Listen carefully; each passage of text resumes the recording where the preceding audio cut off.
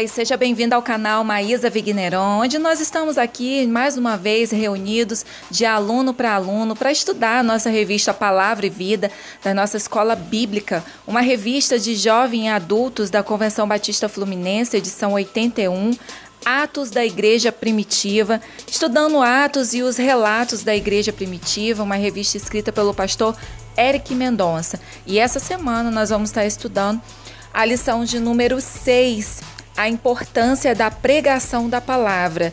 E se você não tem essa revista em mãos, você pode acessar ela lá no site palavrevida.batistafluminense.org.br, onde está disponível a revista digital. Então vamos para mais uma lição? Então vamos comigo.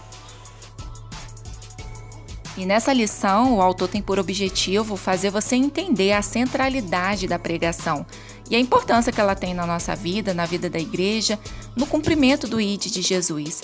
E a pregação de Pedro é uma pregação inspirada pelo Espírito Santo, onde a gente pode perceber de forma clara o agir do Espírito Santo e a missão sendo grandes parceiros nesse texto.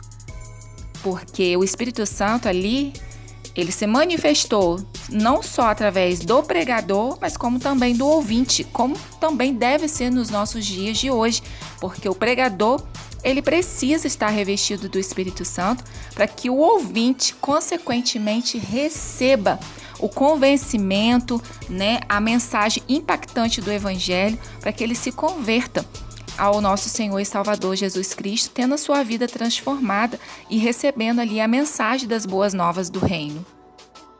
E chegamos ao nosso ponto 1, o Espírito Santo na pregação.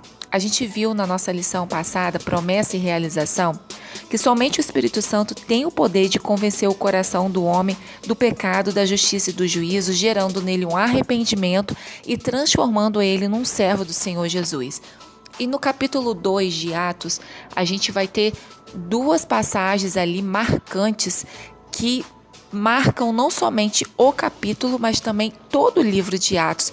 Para mim, o capítulo 1 e o capítulo 2, o livro inteiro é muito proveitoso, mas o capítulo 1 e o capítulo 2, para mim, em especial, é o que realmente marca o livro, porque a gente vê aí a promessa, a gente vê também a realização, a descida do Espírito Santo no capítulo 2, dando ali, aos discípulos o poder de pregar e serem entendidos através do poder do Espírito Santo, cada um que estava ali ouvindo eles, ouvindo na sua própria língua materna, e também o discurso de Pedro, que vai acrescentar ali naquele dia quase 3.000 pessoas batizadas.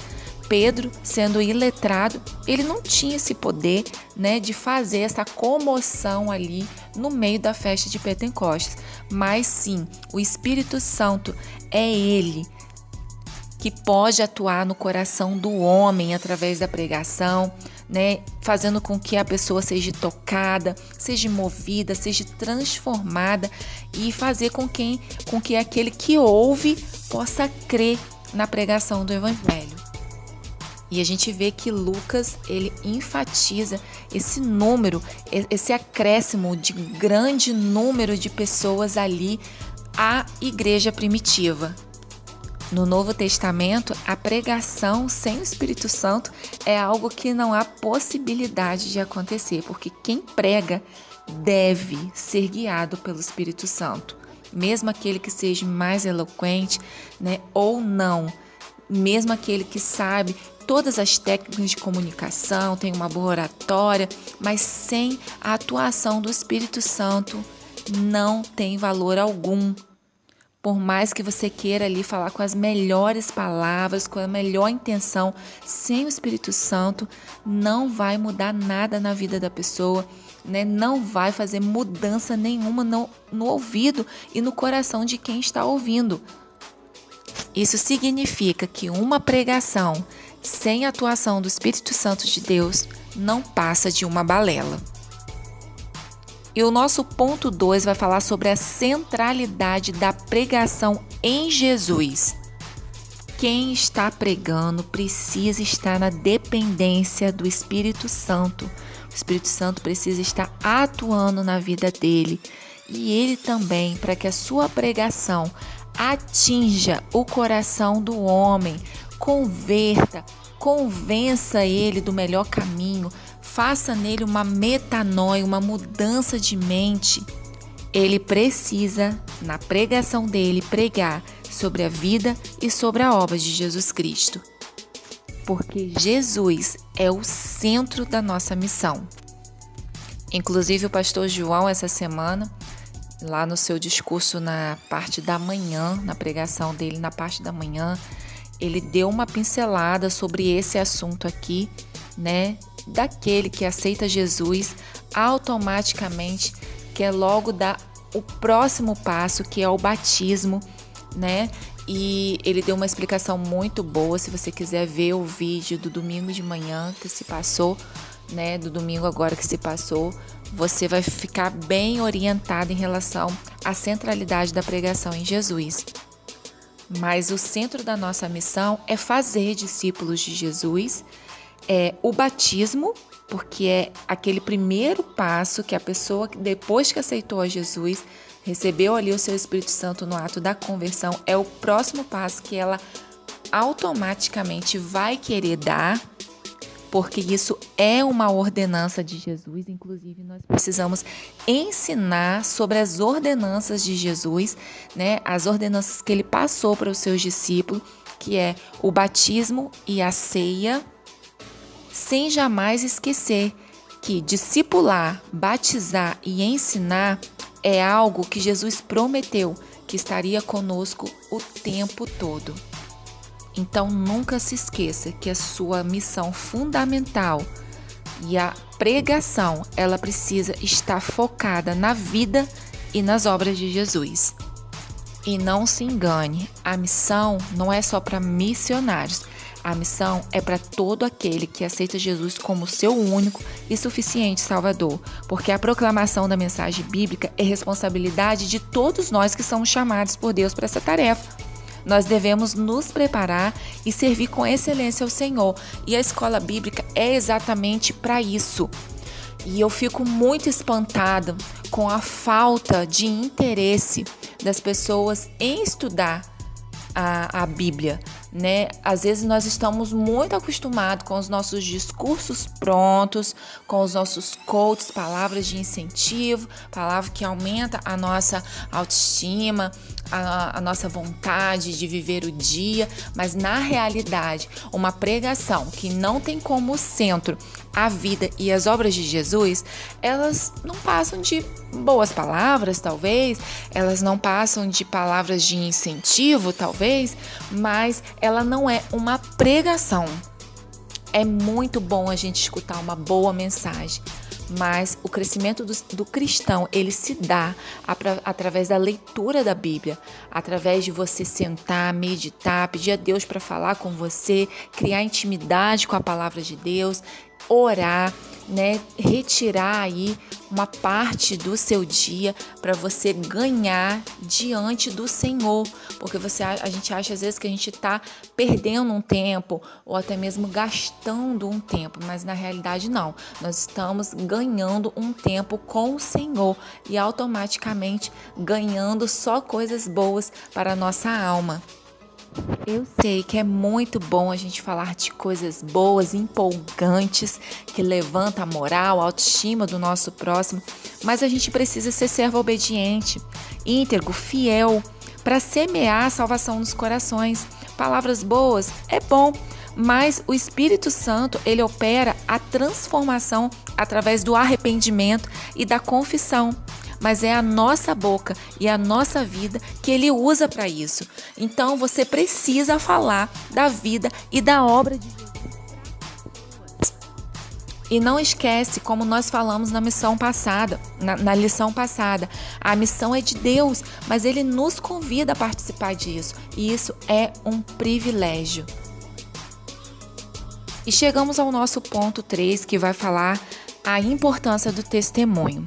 Quando a gente ouve a importância do testemunho, o que logo vem à nossa cabeça? Que as nossas atitudes precisa andar em conformidade com as nossas palavras. O que a gente é, o que a gente faz, o que a gente tem de atitude precisa caminhar junto com a nossa pregação, com o nosso estilo de vida precisa estar de mão dadas com aquilo que a gente fala e com aquilo que a gente prega. Perfeição não existe, ninguém é perfeito, ninguém é santo ao ponto de não pecar.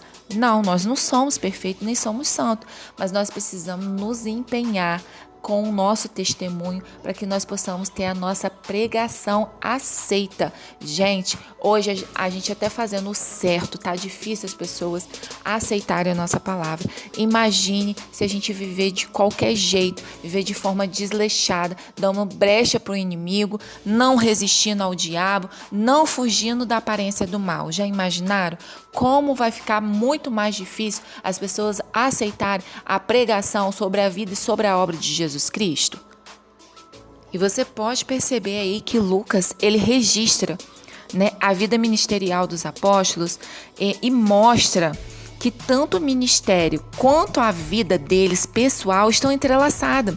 Não tem distinção clara, né? Ele compartilha disso, dando uma percepção muito clara que não há uma dualidade, né, do falar e do agir, né? Não há uma dualidade entre viver o que se prega e pregar o que se vive. Gente, é crucial a gente notar que uma pessoa pode ser um grande pregador, mas se o testemunho dela não refletir essa grandeza, a fé dela e a fé das outras pessoas que a escutam pode esfriar.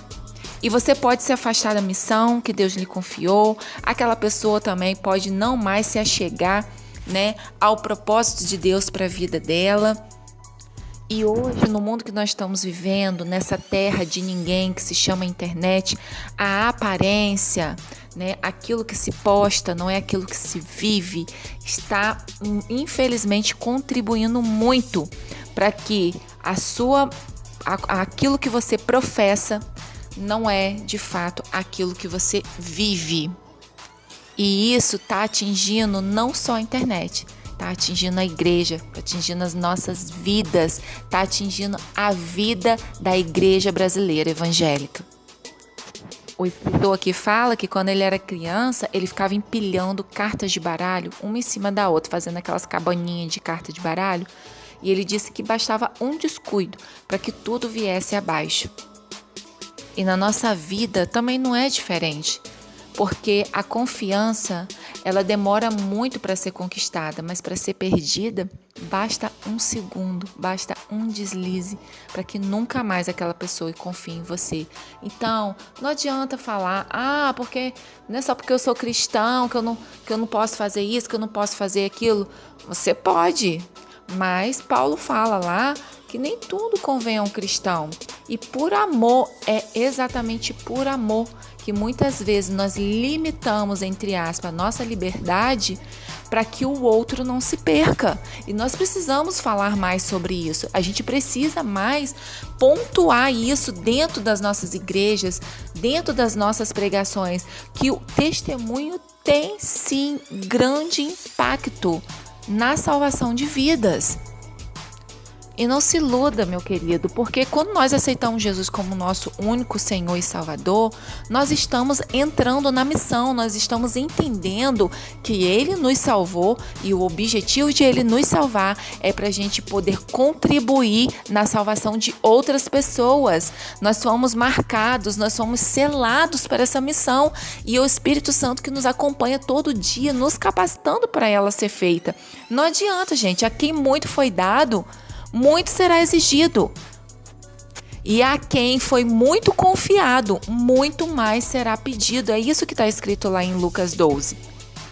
O testemunho pessoal é essencial para todo servo de Jesus. A autenticidade da mensagem de Cristo e do testemunho pessoal do crente e da igreja, né, atraiu aquela igreja primitiva ali, atraiu a graça do povo. Né? E o povo começou se achegando, a igreja começou a sendo simpatizante para aquelas pessoas e elas abriram o coração delas para que Jesus pudesse entrar, muitas vezes atraídas pelo testemunho, atrelado à pregação. Então fique atento, a sua pregação precisa estar unida ao seu testemunho. Porque aquilo que você fala tão alto que as pessoas não conseguem mais ouvir o que você fala. O exemplo, o testemunho é muito importante para que todo o discurso tenha valor. E chegamos à nossa conclusão, tendo o entendimento que a pregação ela precisa ser cristocêntrica na vida e na obra de Jesus. E ela precisa ser movida pelo poder do Espírito Santo, pelo qual, sem ele, nós não conseguiremos avançar na salvação de almas. O nosso discurso não vai passar de uma balela. O nosso testemunho precisa estar atrelado à nossa pregação. Não foi isso que aconteceu através das pregações de Pedro, de João, de Paulo, que fizeram toda a diferença aí nesse livro de Atos, né, na vida e na transformação das pessoas que ali os escutaram? O Senhor prometeu que estaria conosco e sem Ele, sem o Espírito Santo de Deus para nos iluminar por meio da palavra do nosso Senhor Jesus Cristo, a gente nunca vai saber o que realmente precisa ser ensinado para fazer discípulos em todas as nações. E chegamos ao nosso pensar e agir, e os 3 pontos estão assim extraordinários. Não tem como deixar de ler nessa vez os 3 pontos. E o primeiro dele fala: quando você se prepara para pregar ou ensinar a palavra do Senhor a alguém, você ora pedindo direção ao Senhor? Ou você faz de qualquer jeito, né? E esquece do principal, que é consagrar tudo aquilo que você está fazendo. O 2 diz assim: aprendemos que a pregação sem Cristo pode ser qualquer coisa, menos pregação do reino. Você acha que a exposição nas mídias tem colaborado para uma descentralização da verdadeira mensagem do Evangelho? Gente, eu acho que sim. Eu acho que sim, totalmente sim e apoiado sim. Mas não vou me aprofundar não. E aí, o que você acha? E o ponto 3 aqui, o número 3 do Pensar e Agir, fala assim: qual a importância que você dá para o testemunho cristão em comparação com a pregação? Onde a gente falou do testemunho, andar de mão dadas com a pregação. O que você acha disso? Gente, é claro, né? Deixa eu fazer aqui até um parênteses. É claro que a internet, ela nos ajuda em muitas coisas, tá? E ela é muito benéfica para quem sabe usar de forma benéfica. E você que faz a internet, você não pode deixar a internet fazer você. É você que tem que saber onde que você vai focar os seus olhos e não deixar aquilo que está em foco atrair os seus olhos. Então, a internet, ela tem o seu lado bom, mas hoje, infelizmente, as pessoas estão se escondendo debaixo de uma aparência virtual, né? Mas vamos lá, você acha que tem que andar junto essa questão aí do testemunho com a pregação? Discute aí com as pessoas da sua casa, com quem estuda a revista. E o testemunho pessoal realmente pesa na hora de ouvir uma pregação, de ouvir um pregador? E é isso aí, meu povo. Chegamos ao final de mais uma lição para a honra e glória do nosso Deus. Achei que eu não ia conseguir gravar essa semana, mas o Senhor me deu essa misericórdia de estar aqui gravando mais uma vez com vocês. Eu agradeço a todos aqueles que dão a devida importância, né, a esse áudio, a esse vídeo que é feito com tanto carinho e esforço. E que vocês possam estar essa semana em nome de Jesus, né? Quem não teve oportunidade de ir na semana do Dia das Mães, na escola bíblica, mas essa semana agora, do dia 19, possamos estar lá reunidos, ouvindo a palavra do Senhor, nos preparando para a missão, nos capacitando, e que o Deus, né? O Deus de paz esteja aí preenchendo a tua casa, abrindo o teu entendimento, tirando o comichão dos seus ouvidos, fazendo você entender de forma sobrenatural o propósito de Deus para a sua vida, o chamado, a missão que Ele tem para você. né? Que Deus guarde a tua família, guarde o teu emprego, guarde aí o teu casamento, a sua vida e convivência familiar, os teus filhos, enfim, toda a tua família. Nunca esqueça de orar pela nossa igreja. Ore por mim também, para que Deus sempre esteja me capacitando e que esse vídeo, se ele te edificou, te abençoou, compartilhe ele com alguém que você acha que precisa ouvir essa palavra. Indique a revista digital no site, né, da Convenção Batista, que tem a revista digital lá, que você pode baixar no celular e é uma bênção. Olha, fique na paz e se Deus quiser, semana que vem, se assim o Senhor permitir, nós estaremos juntos aqui mais uma vez, tá bom? Tchau, tchau. Fique com Deus.